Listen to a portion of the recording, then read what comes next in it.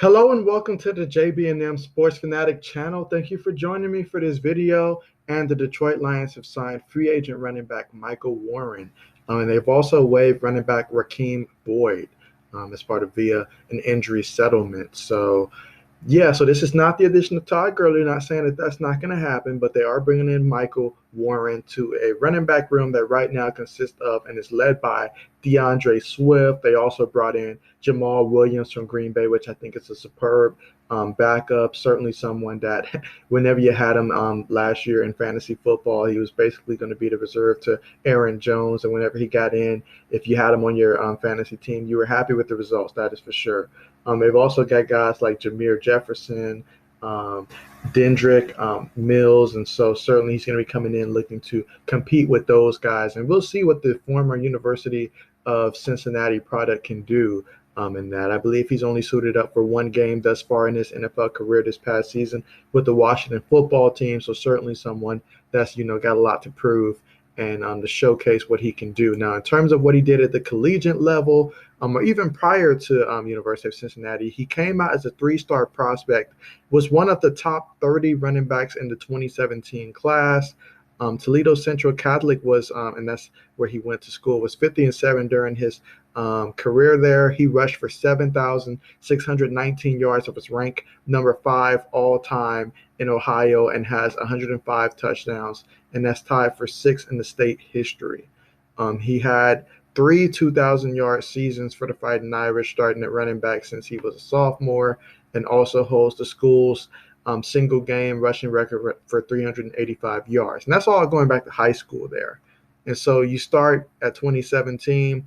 He had a strong campaign in which he saw action in all 12 games on special teams and in the backfield as well. He totaled 20 kick returns on the season, averaging 23.1 yards per return, setting a career best with his 41-yard return against Temple. And he had a season best 51 yards rushing in 3 games that season. And so he set a mark with 27-yard touchdown run against Marshall, and also making his first career touchdown. So fast forward to his sophomore year in 2018, he was a second-team All-AAC honoree in 2018, rushed for 1,329 yards and 12 appearances. He had the third best single-season rushing total in University of Cincinnati history, and set school records for overall touchdowns with 20 and 18 of those being rushing touchdowns. In 2019, he participated he was a 2-time second-team All-American Athletic Conference honoree, 2018 Military Bowl MVP, rushed for nearly 3,000 yards in 38 games with the Bearcats, totaling 37 total touchdowns. Now that's for his career now, including 34 rushing scores. He ran 261 times for 1,265 yards and 14 touchdowns just for the 2019 season that year as a junior, and crossed the 100-yard mark about 7 occasions. And so, he also became draft eligible as a junior and was the first player to ever leave the University of Cincinnati early for the NFL draft. He participated in the NFL Combine as well. So at that point, he had proven so much. He felt he was ready to go to the NFL and forgo his senior year.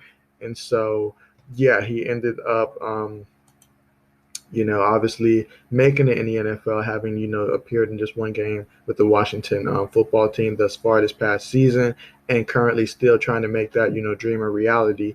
And here Detroit, would be this next stop on the road for him to see, if he's able to make the roster there. Some of the positives that they say about him, according to the analytics, the analysis reports, is that he was dense, thick and compact frame with built-in contact balance and naturally low center of gravity that makes him dynamic through contact. He packs a powerful punch and explodes into contact. So someone that doesn't, shy away from contact. And Detroit, they really like guys like that. Obviously last year we saw, when they had Adrian Peterson on the roster, for a stretch throughout that season, they was really relying heavily on old man Peterson to go out there and, carry the load. And his physical style of run, bode extremely well for a team like that. So certainly they would love to have, a younger power type of back to have in that offense there. So certainly something to keep an eye on with that. They love how he sets up tacklers and angles himself through creases and maximizes carries. He bowls between, he's a bowling ball between tackles, impressive body control. And so they go on to say a lot about, how he'd be a tremendous fit for short yardage situations. He gets the most out of yards. So that's definitely someone that can be extremely important to a team, at the goal line, on 3rd and 1, 4th and 1, 3rd and 2, 4th and 2, things like that. Now, in terms of some of the cons that they mentioned, is that he's a bit of a one-speed runner that lacks the true second gear to hit the long ball, and that they wish he was more consistent in pass protection as well. And he corrected his fumbling issues, they say, in 2019. And so, because that was definitely a concern for them back in 2018. And so they say he might benefit from dropping some weight at the gain of some more twitch and burst.